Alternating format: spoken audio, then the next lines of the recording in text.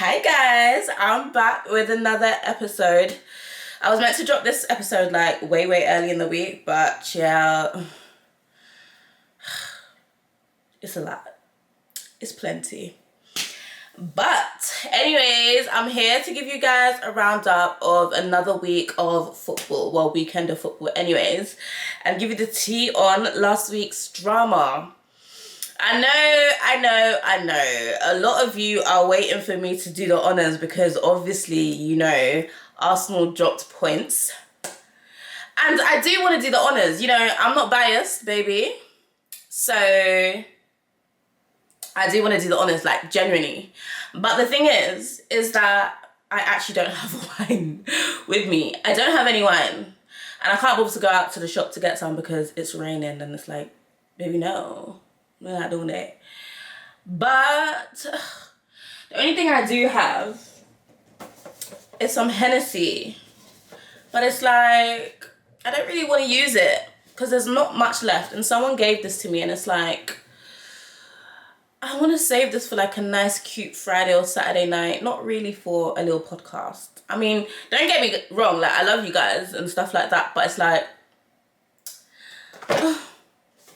I want to save this because I don't think there's much left. But do you know what? Just to stop the biased watchers, or I mean the biased accusations, I'm just going to pour a little bit. But I'm not going to do too much, mister. But anyways, I don't even know how much is left yet. There's not much left at all. So, yeah. It's not really ideal, should we say. But I'm going to pour a little piece. Like a little shot's worth, and then mix it with a little juicy juice that I got from work. I don't know what it is, some mango shit. I'm not gonna promote it because they're not paying me to, so we're not doing that. Ooh, can smell Hennessy, boy. Cha. But anyways, woo! Arsenal fans. I have to do it because everyone's gonna chat shit, and I mean, it's like let's do it anyways because it's not even an L, it's a D. So let's not even call it an L. Liverpool fans, yours is an L, so we haven't forgotten about yours. We haven't forgotten about y'all. But you know what? Arsenal fans, Liverpool fans, let's take a sip. Ooh, ciao. Hennessy just, it doesn't like to waste time, do you know what I mean? But anyways, guys, let's actually get into it and let's just... Arsenal dropped points. I was going to say finally, but it's like, no, I don't want it to be finally. But Arsenal dropped points. They conceded for like the first time in like, I don't know how many games. And not only did they concede, but they actually conceded 2 goals. Like that was just unheard of. It felt, even though I just said in the beginning that was a D, not an L, it definitely felt like an L. And I would be lying if I came on here and said otherwise. Now, in the grand scheme of things and the whole analysis and, you know, whether, you know, playing against Sunderland and whatnot, it's not a crazy L because, in fact, let's just get straight into it. Right. Remember last week I said, you know, Burnley aren't, you know, a shit team and it can go either way. That is exactly what it was going to be like when we played Sunderland. As I mentioned last week in the pod, you know, it was first versus third and I think second versus fourth or something like that. So you already know last weekend's games of football were going to be tense, right? But yeah, Arsenal had Sunderland and Sunderland are really good defensively. I think they beat Chelsea, right? They gave Chelsea an L not too long ago. And yeah, they're doing well in the Prem. I think they're top 4 or something like that. They're doing well anyways. And it's like, okay, this is going to be a really tough game. And not only were Arsenal not at home, but, you know, they were at a really tough away ground. And it was given like, you know when people used to say that old saying like, but can you do it on a cold, rainy away night at Stoke? Like, can you do it? That's exactly what it was given. So anyways, the game kicks off now. And you know what, let's even take a step before we get into the whole game stuff. Even though I poured a little bit, Hennessy is side eye. Hennessy be Hennessy. But anyways, let's get into the game. So the game kicks off now, and in the first half, Arsenal weren't really doing too much. You know, Sunderland were playing well. It was a pretty, you know, decent, normal game. Not too much was actually happening. And there was just that little feeling in me that I just thought, something isn't right. Something ain't right. And it's like, I think Sunderland are going to score. And then they did, because, you know, they just kept pressing and pressing. And you could just feel the intensity of the game kind of thing. You could feel the atmosphere as well. Like, I can't lie, the stadium, the fans, they really, really turned up. But anyways, Arsenal concede their goal, and it's just like, whoa, okay, this is new territory. Like, we haven't faced this in so long. But when we did concede, I'm not gonna lie, I wasn't worried. I was saying to myself, Arsenal are gonna get a goal back. Like, they for sure are getting a goal back. I know my team, I believe in them. I feel like it was one of them things where they just needed a bit of a wake-up call, and they just needed that, they needed that wake-up call, and they needed their little get-back moment type of thing. So anyways, Sunderland scores, so they're 1-0 up, and then, Arsenal start to grow into the game.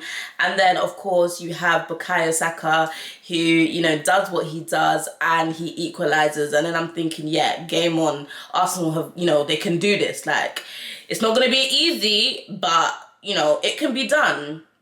It doesn't matter if you've conceded a goal. Like, we've done well defensively all season so far. And so it's like, you know, at some point you are going to concede, and at some point, you know, you're going to face shots on target. It's so weird saying that as an Arsenal fan. Like, it's the level of standard that we have gotten to, and you know what, I can't knock it at all.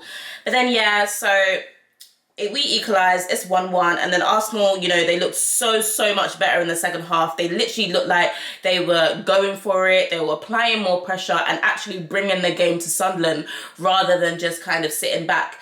And then, of course, who other than Trossard scores a magnificent, sweet goal. And I just really want to big up Trossard, because a lot of people gave him stick and they wanted him to be sold either last summer or this summer, but predominantly this summer, I believe. And I wasn't one of those people, you know, I can confidently say that. Like, I've always really enjoyed Trossard. When he was at Brighton, he used to cause Arsenal havoc, right? And it was like, you know, it's even better that Arsenal went to go grab him, because it was like, you can't keep scoring against us. Like, it's annoying. Like, in fact, if you can't beat him, join him, right? So Trossard joined us, and I was like, ecstatic. And I just always thought that he was a really good, great squad player. Like, he's a good backup option.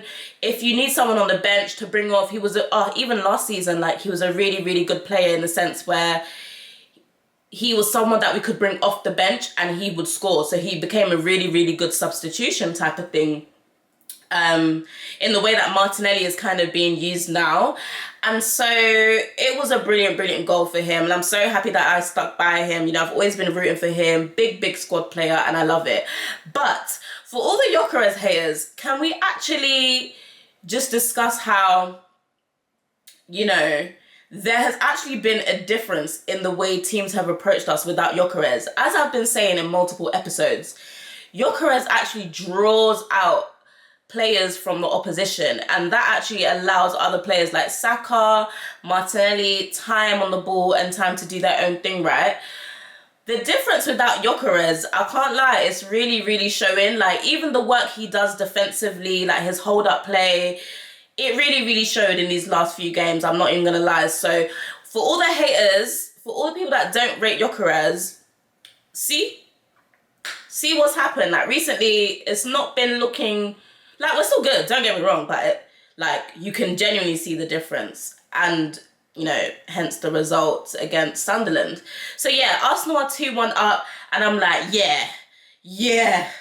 this is it. We did our big one. Like, what? I'm like, cool. Don't get me wrong, though. At the back of my mind, I was thinking, it can get sticky real quick. And do you know why? Because Sunderland kept pressing and they kept pressing and they kept pressing. And I'm not going to lie, I have to give it to them. They are a very, very, very good team. And I can't wait for them to face other teams in the Prem like Liverpool, like City. And they better do what they've been doing recently and do the same things that they've done to Arsenal and Chelsea against these other teams. Don't come and now start being shy when it's time to face City now. No. That's not what we want here. Do you know what I mean? No way there's a flight to Lagos for £442. I just got a notification. Let's get sorry, I know I'm off topic, but you know Dirty December is the talk of the town right now. It's 440 something pounds. Really?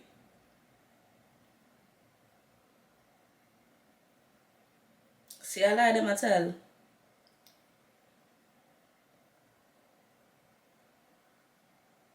They said it was £442. Why would they lie like that?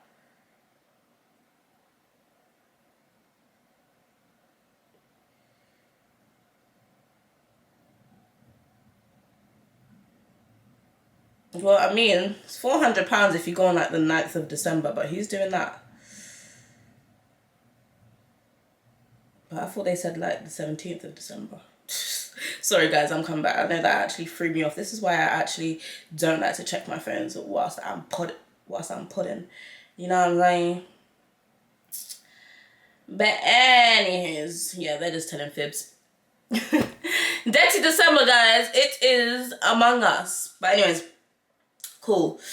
Yeah, against City, they better find whatever mojo they had against Arsenal and Chelsea, like whatever balloon that they used to pump their chest, they need that again.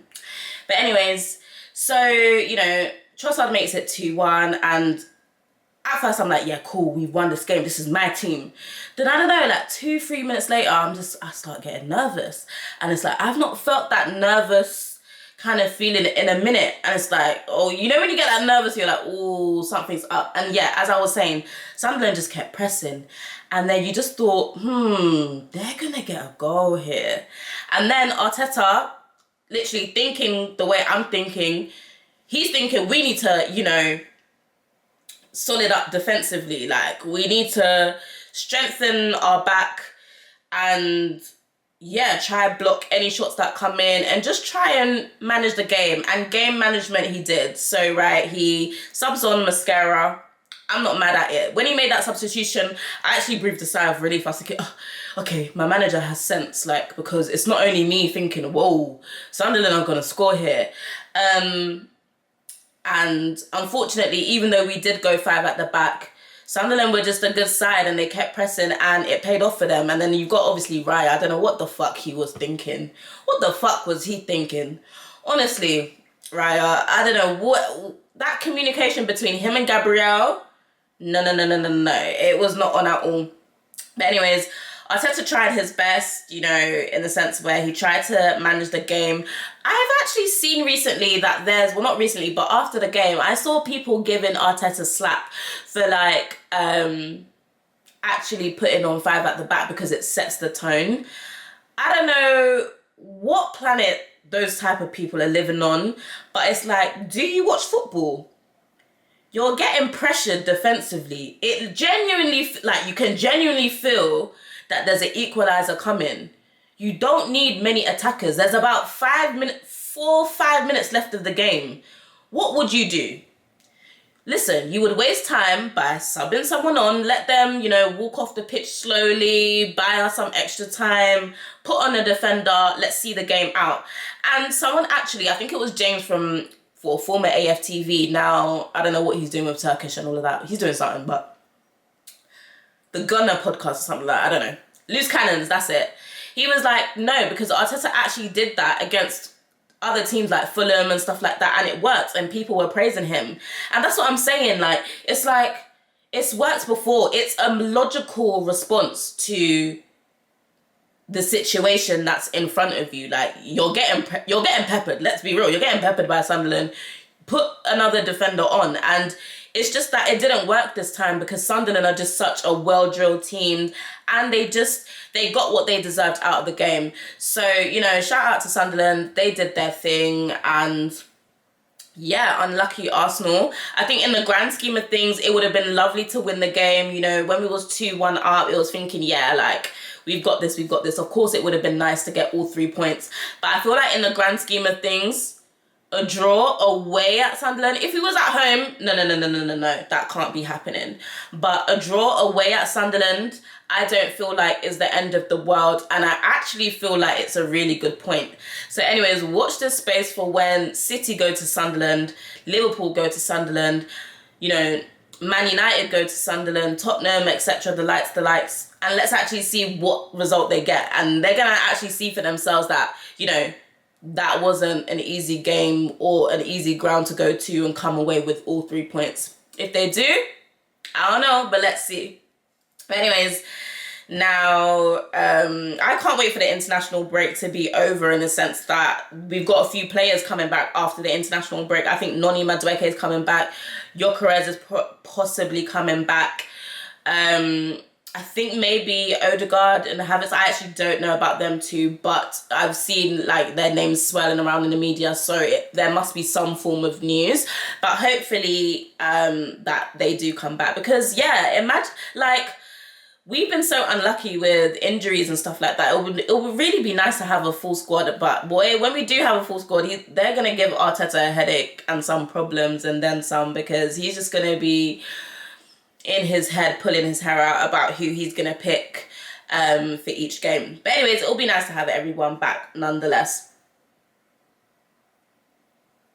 So before we move on, actually no, let's move on to the big game. Super Sunday, Liverpool versus City. And yeah, Liverpool fans, y'all took a severe L, like 3-0. 3-0. I mean, whew, take a sip. 3-0 is kind of steep. I'm not gonna lie. And I'm not gonna lie, guys, like, I do feel like VAR definitely shagged Liverpool in a sense where that should have been a goal. I'm not understanding why on God's earth that goal was ruled out. I do feel as though, I don't know, PGMOL, VAR, they definitely need to do better, because if you actually look at the angle, it actually looks more like one of City's players is blocking Donnarumma's view more than anything else.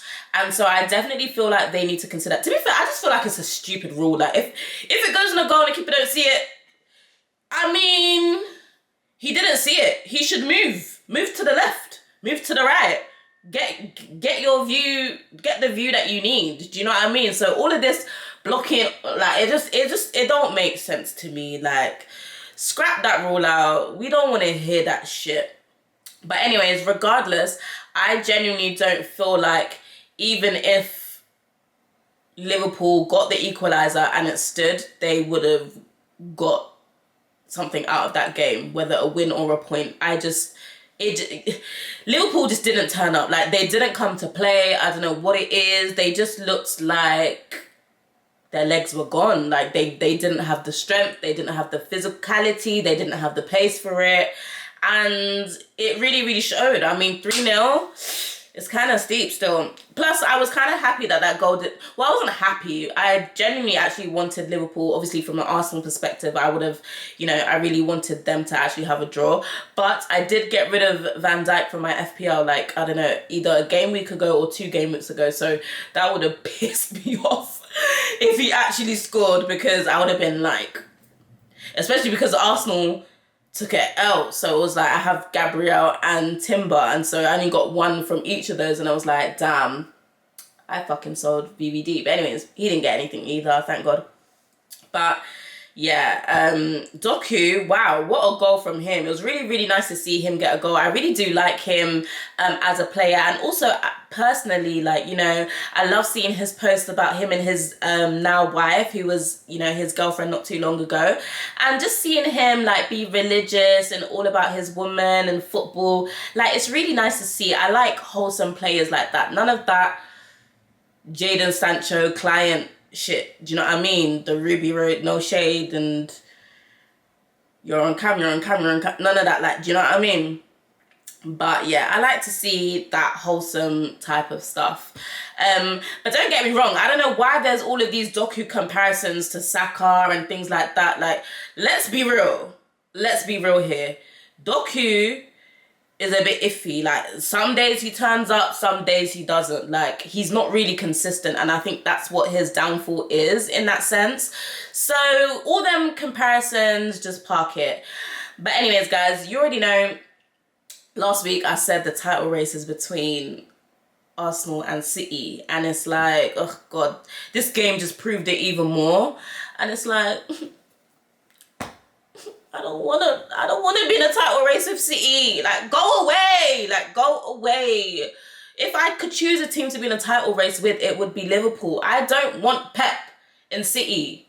Like, they're just annoying. Like, can Pep and his bald head just go? They need to go somewhere. Just far away from Arsenal, because I don't think I have it in me to go toe-to-toe with City. But anyways, like I said, I do feel as though City will slip up, especially when they do get 1 or 2 injuries. And whoa, if Haaland even gets injured in the slightest, then yeah, it could be steep, because, you know, I wouldn't say City are a one-man team, but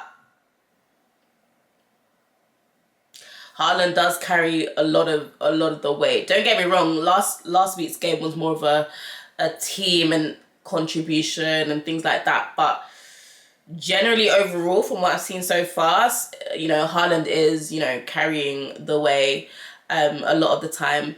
But yeah, I do feel as though, I know we're only in November, well, by the time we come back we're going to be as close to December, but yeah, Liverpool just don't look good. They don't look like title contenders. They don't look like they even really fancy retaining the title. And I'll be real, as I said, Slot, he made too many changes to the team, and it just seems like there is an imbalance, and yeah, it's really showing. But God, a title race between Arsenal and City, I'm even gonna take a sip for that, because it's just like, really can we really do that again? But I'm not gonna lie, we still need to blow City out of the waters. Like, there's no denying that. I'm not trying to hear we lost by 1, 2, no.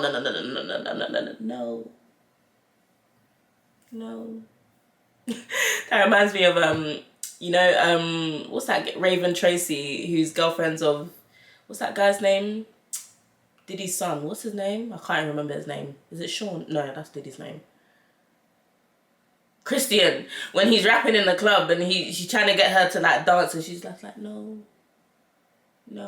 That's literally my mood right now when people say you're gonna lose to City. No. It's not given that at all. But anyways, let's actually start. I should have actually kicked off with the first game of the actual, you know, Premier League weekend, and that was Spurs versus Man United. What a bloody game that was. That was what you call football. Like, that was nothing like the Europa League final. Why didn't they produce that? Why didn't they produce that during the Europa League final? That's what the people wanted. Now, when it's like, there's no stakes in it, it's just, I don't know, bragging rights kind of thing at this stage, that's when suddenly the game wants to be lit as fuck. But yeah, what a game that was. It was really good football. You know, just when I thought, you know, Richarlison won it for them, I don't know how the fuck United came to come and equalise at the last minute.